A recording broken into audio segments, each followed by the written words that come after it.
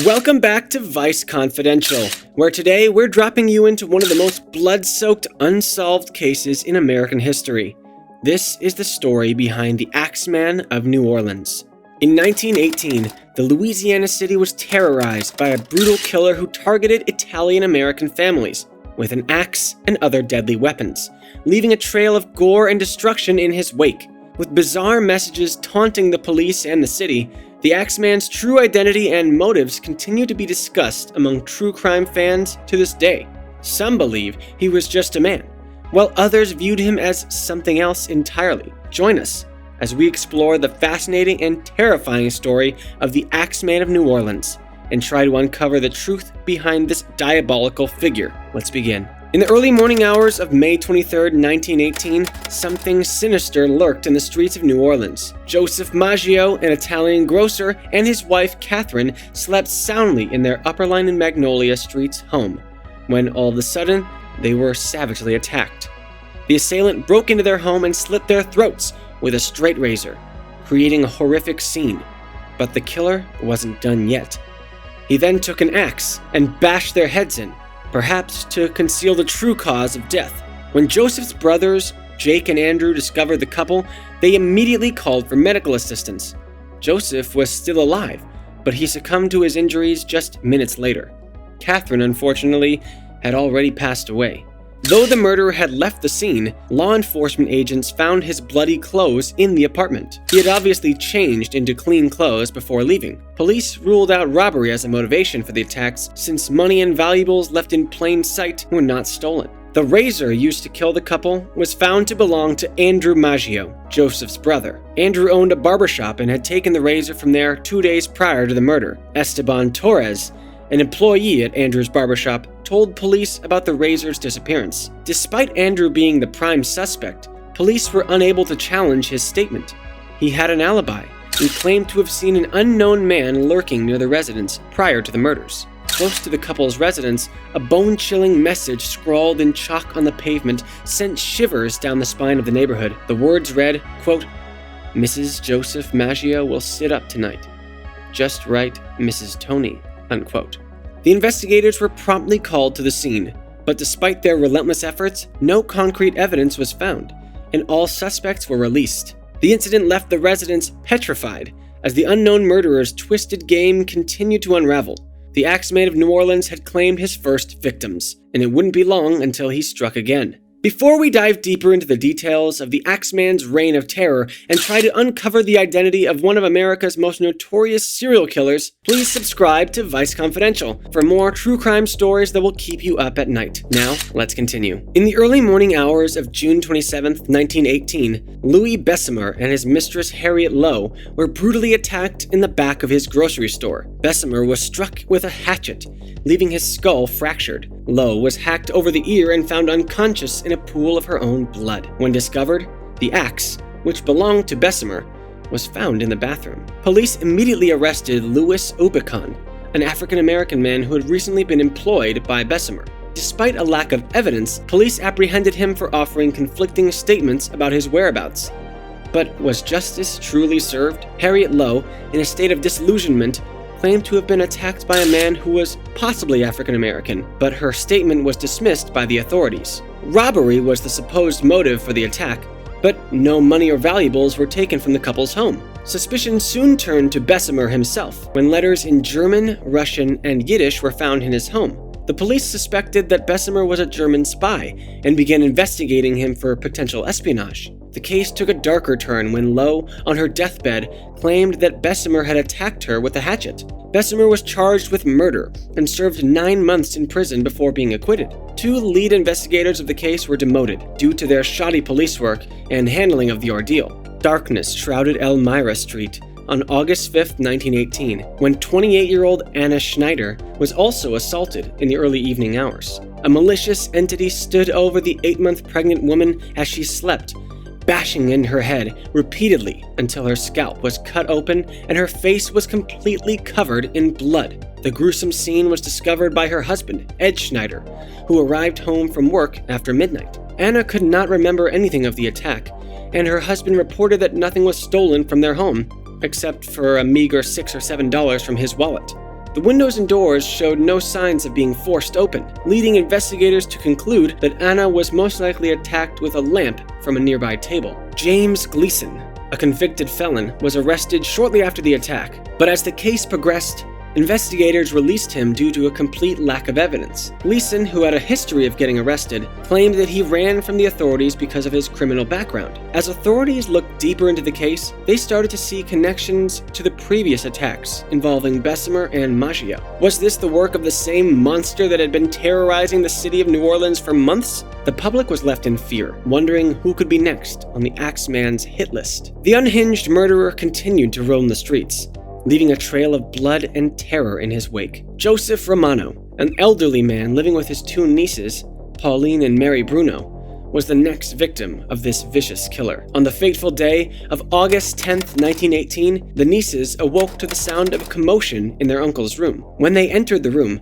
they found him laying on the ground, bleeding from 2 open cuts on his head. The attacker was already fleeing the scene, but the sisters managed to catch a glimpse of him. He was a dark-skinned, heavy-set man, wearing a dark suit and slouched hat. Romano was rushed to the hospital but died 2 days later from severe head trauma. His home had been ransacked, but strangely, nothing was stolen. Police found a bloody axe in the backyard, and the back door had been chiseled away. The Romano murder created a state of chaos in the city, with residents living in constant fear of the Axeman's next attack. Reports flooded in, claiming to have seen the Axeman lurking in New Orleans neighborhoods. Some even found axes in their backyards. The killer seemed to have struck before, in 1911, leading retired Italian detective John D'Antonio to hypothesize that it was the same individual as the man still terrorizing the city almost 10 years later. D'Antonio described the killer as having dual personalities, a normal, law-abiding citizen who was often overcome by an overwhelming desire to kill.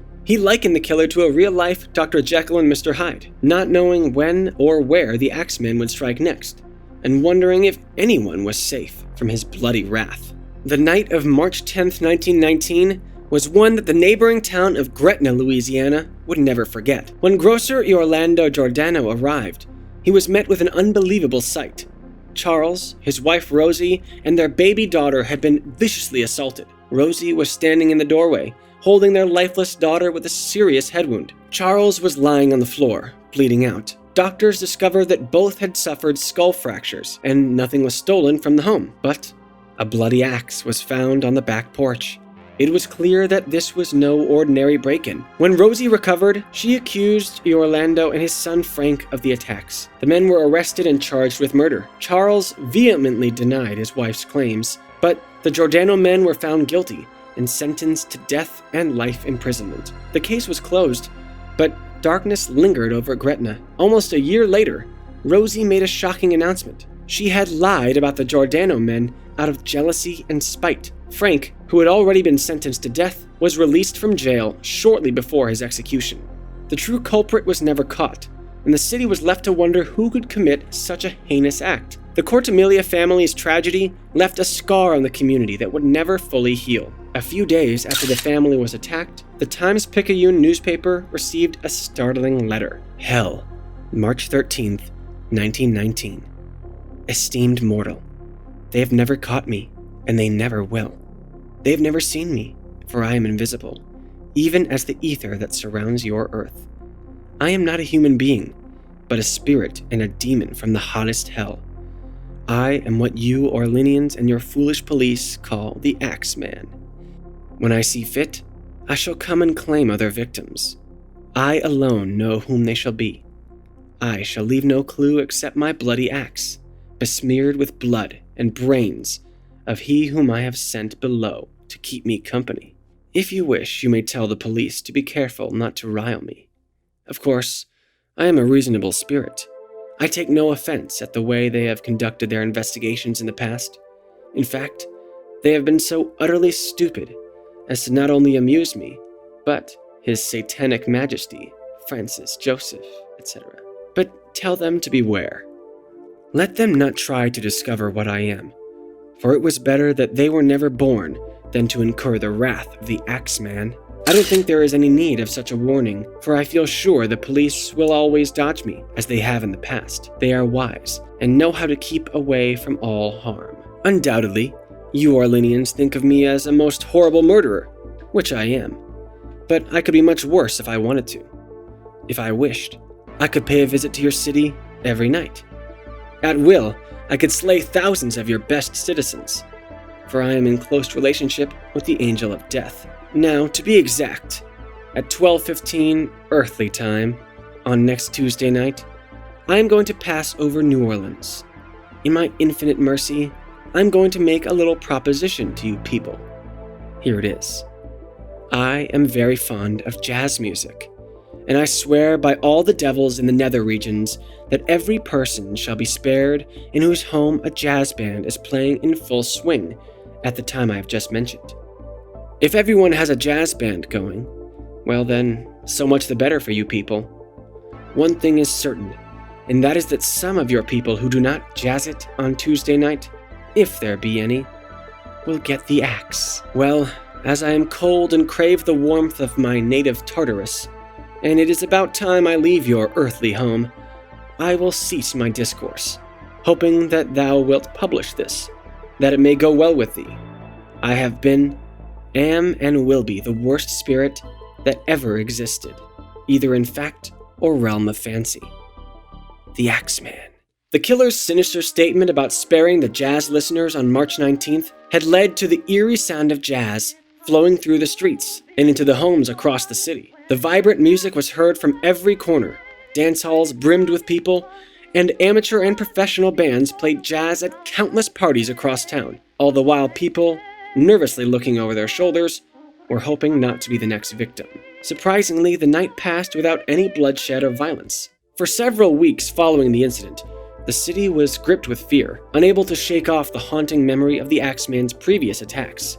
Every moment was filled with tension and apprehension as people waited for the killer to strike again. On August 10th, 1919, another victim was added to the list. Steve Boca, a grocer, was fast asleep in his bed when the Axeman struck. He woke up to find an ominous figure looming over him, wielding an axe. Once again, the Axeman had broken into the home by chiseling away a panel on the back door. Like the previous attacks, nothing was taken from the home. Boca stumbled onto the street, his head cracked open, and ran to the home of his neighbor, Frank Janusa.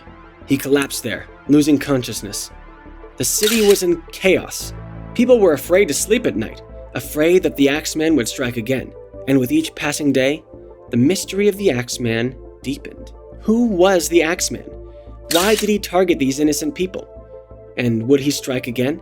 These were the questions on the minds of the terrified citizens of New Orleans. As the night of September 3rd, 1919 crept in, a young woman named Sarah Lauman was the next to fall prey in her own home.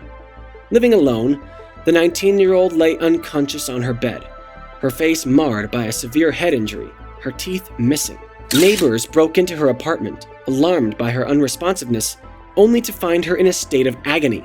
The attacker, who had entered through an open window, was nowhere to be found. As they searched for the culprit, a blood-stained axe was discovered on the front lawn of the building.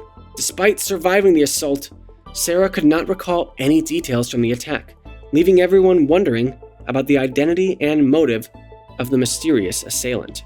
On the night of October 27th, 1919, the city of New Orleans was struck by fear once again. Mike Pepitone, a hard-working family man, was brutalized in his own bedroom. As his wife rushed to his side, she came face to face with the killer, a large and menacing figure wielding an axe. Blood spatter covered the room, staining a painting of the Virgin Mary with the blood of the Axeman's latest victim. Mrs. Pepitone, a mother of 6, was unable to provide any description of the attacker, once again leaving the people of New Orleans wondering who could have committed such a heinous act. The Pepitone murder marked the end of the Axeman's reign of terror. Despite the efforts of the police and detectives involved in the case, the killer was never caught. To this day, the identity of the Axeman of New Orleans remains a mystery, haunting the city with its dark and unsolved past. His savage attacks on the people of New Orleans struck fear into the heart of the city's residents, and his strange messages only added to the confusion and uncertainty surrounding his identity and motives. The legacy of the Axeman lives on, though, in popular culture, with numerous books, films, and TV shows inspired by his crimes. While we may never know the true identity or motives of the Axeman of New Orleans, His story serves as a chilling reminder of the dangers that can lurk in even the most seemingly peaceful communities, and the importance of remaining vigilant in the face of unknown threats. So, who do you think the Axeman of New Orleans really was? Why do you think he went through with his gruesome crimes? Let us know in the comments section down below. If you found this video informative and fascinating, be sure to hit the like button, share with your friends, and subscribe to our channel. We look forward to exploring more true crime cases with you in the future on Vice Confidential. See you on the other side.